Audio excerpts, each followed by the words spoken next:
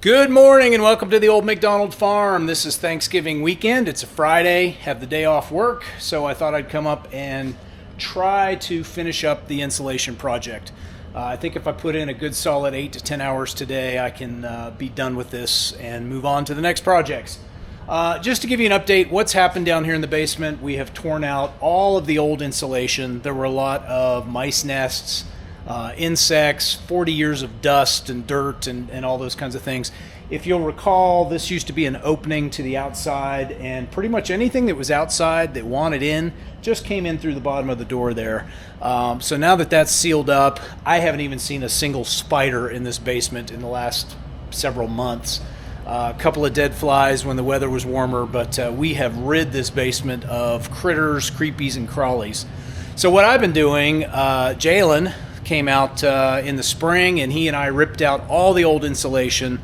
I've spent a lot of time cutting chicken wire. The old insulation was held in place by chicken wire. I guess that's the way they did it back in the 70s. And it took a long time to cut all those individual pieces out, but basically just wanted a blank slate to start with. So once we had all the insulation out, I went around and sealed up the rim joists. If you'll recall, let me see if I've got an open one. I don't have an open one anywhere. Basically, there's one where we cut the foam, fit it in, and filled it in with spray foam. So that seals up any little cracks coming from the outside. It's very dry, very warm in the basement at this point. So I've spent the last 3, maybe 4 weekends installing new insulation down here. We're using an R21. Yes, the paper is facing the opposite way, but that's because the ceiling will not get finished down here. So that's the way I wanted it to look, as opposed to having a lot of pink fluffy. I don't think it's going to make that much of a difference when it comes to a vapor barrier, and actually the basement's pretty dry at this point. So today, the last step of this is I did not want to put insulation up above the heating ducts because these actually get pretty hot. That's pretty warm. I know insulation, the pink part, is not flammable, but one of the things that I'd like to do is make this ductwork a little more insulated, so it's a little more energy efficient, so more of the heat gets to where it's supposed to go as opposed to leaking out in the basement.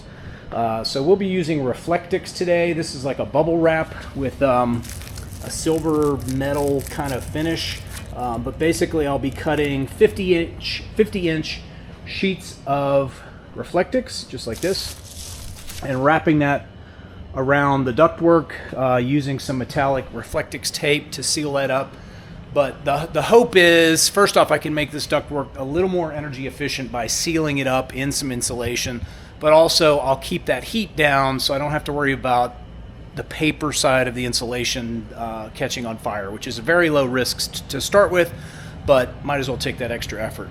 So the plan is the HVAC runs the length of the house, so there's quite a bit here. I'm not sure I've got quite enough Reflectix, but I'm going to get started on it, and once I get the ductwork wrapped, then I can finish. You'll see there's no insulation.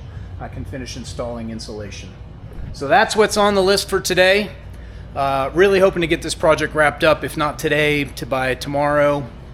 But the snow has arrived. This is a view out the basement window. So Terra Alta's got its first snow. Roads are pretty slick. When I came up this morning, I was fishtailing around, so I had to actually put it in 4-wheel drive. So, all right, gonna get to work now and hopefully knock out this project pretty quick. Here we go.